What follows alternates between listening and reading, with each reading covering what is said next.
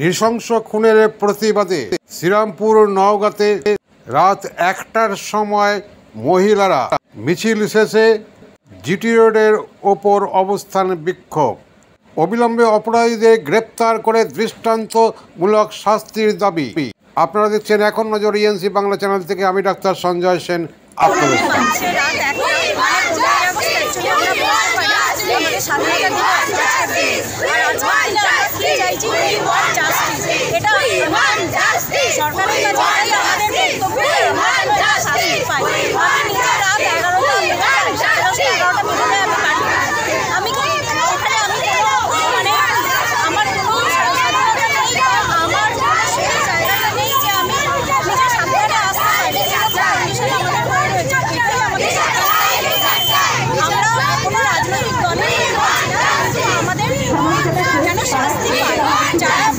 অপরাধী তারা যেন শাস্তি পায়, সেখানে কোনো রাজনৈতিক দল না দেখে, সে যে দলই না দেখে অপরাধী যেন শাস্তি পায়। কারণ এর আগে বহু ঘটনা ঘটে গেছে আমাদের পশ্চিমবঙ্গে, যেখানে কিন্তু আমরা প্রতিবার আমরা এরকমভাবে বলে গেছি উই ওয়ান্ট জাস্টিস।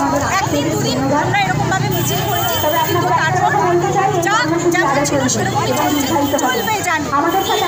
এটা আমাদের নিজেদের অঙ্গীকার করতে হবে। আজ যে আমরা এরকম চেঁচালাম, আমরা আজ যে এই কথাগুলো আমরা বললাম, এটা যেন আমাদের নিজেদের ভেতরে থাকে, এবং সেই ভেতরে থাকার জন্য ব্যাপারটা করতে হবে কি আমাদেরকে সেইভাবে মানে প্রতিবাদটা চালিয়ে যেতে হবে। আমি কোনো রাজনৈতিক দলকে মানে সমর্থন না করে বলছি, কিন্তু আমরা কী করি, যখন আমাদেরকে কোনো রাজনৈতিক দল আমাদেরকে ফ্যাসিলিটি আমরা পাই, আমরা কিন্তু সেই ফ্যাসিলিটি গিয়ে তখন কিন্তু সব কিছু ভুলে যাই। আর সবথেকে বড়, আমি জানি না এটা বলাটা আমার সোশ্যাল মিডিয়ায় ঠিক হবে কিনা, কিন্তু আমাদের রাজ্যের যিনি মুখ্যমন্ত্রী তিনি কিন্তু একজন মেয়ে। তার কাছে আমার এটুকুনি বক্তব্য যে আপনি নিজে মেয়ে, আমরাও নিজে মেয়ে। একজন মেয়ে হিসাবে আপনার কাছে আমাদের বক্তব্য যে আমরা জাস্টিস চাই। কারণ প্রচুর আজকালকার দিনে ছেলে মেয়ে কোনো তো ভেদাভেদ নেই, প্রত্যেক মেয়েরা চাকরি করে, প্রত্যেক ঘর থেকে মেয়েরা সকালবেলায় শ্রীরামপুর লোকাল লেডিসে পুরো দুটো লেডিস ভর্তি থাকে, আমরা দাঁড়াতে পারি না, প্রত্যেক মেয়েরা বেরোয়, কিন্তু কারোর কোনো রকম কি বলবো যে সেই জায়গাটা নেই যে সে জানে না তার জীবনে কি ঘটতে চলেছে। যিনি ডাক্তার ছিলেন, আমরা যাই ডাক্তারের মেডিকেল কলেজে, আমরা যাই কিসের জন্য না আমাদের কোনো রোগের চিকিৎসার জন্য। সেখানে তো একজন চিকিৎসক, তার জীবনটাই যদি এরকম কোনো নির্ভরতা না থাকে, নিশ্চয়তা না থাকে, আমরা কোথায় আমরা কোন সেফটির জন্য যাচ্ছি তাহলে সেখানে? এটা আমাদের প্রশ্ন মাননীয় মুখ্যমন্ত্রীর কাছে, এটা প্রশ্ন। মানে ওনার তো আগে আসা উচিত, ওনার আগে এসে উচিত একজন মেয়ে হিসাবে কোনো রকম না ভেবে, কোনো কিছু না ভেবে, কোনো পার্টি কোনো রাজনীতি, আগে মুখ্যমন্ত্রী একজন মহিলা, একজন মহিলা, আগে পার্টি নয়, আগে সমাজ, আগে সে সমাজের মুখ্যমন্ত্রী আছে, ওনার বাড়িতে আগে উনি আছেন। তাহলে একজন মেয়ে হিসাবে মেয়ের একটা মেয়ের সঙ্গে যে এই অন্যায়টা ঘটছে, এটা ঘটছে, ঘটবে। আমরা আজকেও ঘটেছে মালদায়, আজকেও ঘটেছে মালদায়, এটা ঘটে থাকবে। এই ঘটনাটা যাতে না ঘটে আমাদেরকে ভাবতে হবে। ছোট ছায়া যারা রয়েছে এই অন্যায় কাজগুলো করে যাচ্ছে। শিক্ষাক্ষেত্রে এর আগেও এরকম নক্কারজনক ঘটনা ঘটেছে, সেই জায়গাটা আমরা শিক্ষাক্ষেত্রে এরকম ধরনের ঘটনা ঘটছে, সেটা আপনারা আম পাবলিক হিসেবে কি দেখছেন? সেক্ষেত্রে বিচার চাওয়ার সাথে সাথে কাউকে স্কেপগোট করা নয়, কাউকে স্কেপগোট করবেন না। টাকা দিয়ে দেওয়া হয়, মানুষ কর্মবিমুখ হয়ে যায়, এবং তারই একটা প্রতিফল আমরা দেখছি। আমরা মানুষকে সম্মান দিতে ভুলে গেছি। একটা ডাক্তারকে পড়াশোনা করতে, আমি একজন সাইকোলজিস্ট, আমি পড়াশোনা করতে যথেষ্ট সময় লাগে, যথেষ্ট কষ্ট আছে, সেটার দাম যারা দিতে জানে না তাদেরকে আমি বলি এনকাউন্টার ছাড়া আর কিছু চলে না। আমি ফাঁসির দাবি রাখছি এবং রাখবো, কিন্তু আমি এইরকম ঘটনার জন্য কলেজের প্রিন্সিপালরা কতখানি দায়ী থাকতে পারে বলে আপনার মনে হয়?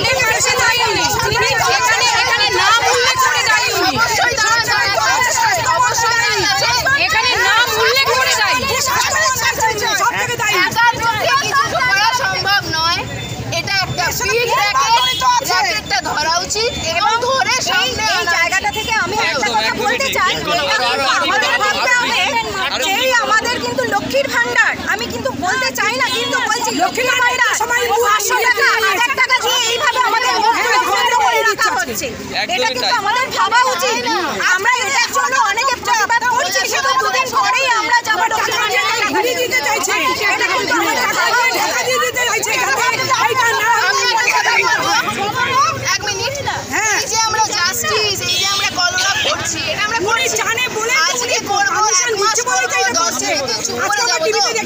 আমার মতে একটা আইন বন্ধ করা উচিত। এটার বিরুদ্ধে একটা আইন আনা উচিত যে ধর্ষণের একটা বিরল শাস্তি, যে শাস্তিটা দেখে অবাক হয়ে যাবে, মানুষের মরতে ভয় করবে।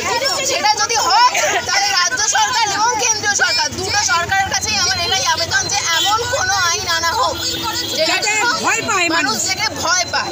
যেটা বাইরের কান্ট্রি আমাদের করতে সাহস পাচ্ছে, আমাদের দেশ করছে না, আমাদের রাজ্য করছে না। বাইরে এরকম মানে এমন শাস্তি দেয় স্বাস্থ্য ক্ষেত্রে কি একেবারে মানে এটা বিকল হবে? আমরা ভাবছি যে স্বাস্থ্য অনেকদিন আগে থেকে ভেঙে পড়ছে, ভালো দিক খারাপ দিক সব আছে, একজন ডাক্তারকে প্রাণ দিতে হয়। আমি একজন মেডিকেল পার্সন হিসেবে এর থেকে নরকীয় আর কিছু হতে পারে না। এবং তার মৃত্যুটা যদি স্বাভাবিক হতো, যে কোনো কারণে অসুস্থ সে মারা গেছে, প্রথমে তো বিনীত দয়াল কেন সুইসাইডের কথা বললো? কেন বিনীত গোয়েল প্রেসিডেন্ট ঠিক হলো না? একটা এরকম নারকীয় মৃত্যু তো কখনো সুইসাইড হতে পারে না। সবকিছু আপনি একজন মেডিকেল পার্সন হিসাবে বলছি, আপনাদের ডিউটি আওয়ার্সটা নিয়েও একটা বিশাল বড় প্রশ্নচিহ্ন উঠে আসছে, সেই ব্যাপারটা আপনি কি বলবেন? আমাদের 12 ঘন্টা 14 ঘন্টা 15 ঘন্টা ডিউটি সেটা আমরা করতে পারি, জনস্বার্থেও করি, আইটিতেও হয়। যাদের শিফট শেষ হয় 10টার সময় ডিউটি করে কি তার সেফটিটা তো দরকার, সেফটিটা কেন নেই? আমি কাজে বেরোবো, অবশ্যই সেই কাজটা আমার 24 ঘন্টার দিন, 24 ঘন্টার মধ্যে আমার যে কোনো টাইমে কাজ হতে পারে। যদি একটা ছেলের হতে পারে তাহলে একটা মেয়েরও হতে পারে। কেন কি তাকে কাজটা কেউ মুখ দেখে দেয়নি, সে শিক্ষাগত যোগ্যতায় সে তার নিজের মানে তার অর্জন করেছে সেইটা। কিন্তু তার জন্য এই নয় যে আমার সেফটি নিয়ে ছেলে খেলা হবে, এটা হলো কথা। আর আমরা যে এখানে সবাই বলছি উই ওয়ান্ট জাস্টিস, জাস্টিসটা এই কেসটা লাগবেই। এর আগে যে আরো অনেক যে কেসের যে জাস্টিস পড়ে আছে সেইগুলোও লাগবে আগামীকালে, যাতে এই জিনিসগুলো না হয় তার জন্য সেফ ল অ্যান্ড অর্ডারে চেঞ্জ আনতে লাগবে। বিল পাস করা উচিত, বিল পাস করা উচিত, নতুন পার্লামেন্টে নতুন আইন পাস করুন, যাতে বিল পাস করুক, যাতে এই জিনিসগুলোতে এই প্রত্যেকটা স্টেটে হচ্ছে, আজকে এইখানকার স্টেটে বলে নয়, প্রত্যেকটা গ্রামে গঞ্জে হচ্ছে। অর্ধেক জিনিস তো রিপোর্টই হয় না, আমাদের চোখের সামনে আসে না, সামনেই আসে, তাহলে চোখের সামনে আসে না। এরকম যদি দৃষ্টান্তমূলক যদি শাস্তি না দেওয়া হয় তাহলে এই জিনিসগুলো আবার হবে। আজকেই হয়তো অন্য কোথাও কিছু হচ্ছে, আবার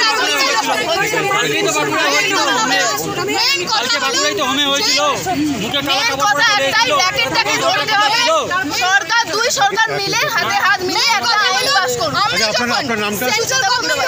সুচেতা বন্দ্যোপাধ্যায়, সেন্ট্রাল গভর্নমেন্ট হোক কি স্টেট গভর্নমেন্ট হোক, যাতে আমরা ভোটে দিয়ে ওই ইয়েতে বসিয়েছি, আমাদের এমপি এমএলএ করেছি, আমাদের স্পোক্স পারসন করেছি, তাদের উচিত হলো আমাদেরকে সাহায্য করা আর আমাদের একটা সেফটি দেওয়া। এইটা আমাদের মানবতার, আমাদের এইটা আমাদের দাবি, এটা আমরা উচিত, এটা পাওয়া উচিত। এটার জন্য তো গলা ফাটানোর উচিত নয়। এটা যে কোনো সভ্য সমাজে সভ্য দেশে এগুলো পাওয়া যায়, কেন এখানে কেন পাওয়া যাবে না? এইখানে কেন নেই? পশ্চিমবাংলায় কেন নেই? না, একটা ডাক্তার সে মানুষের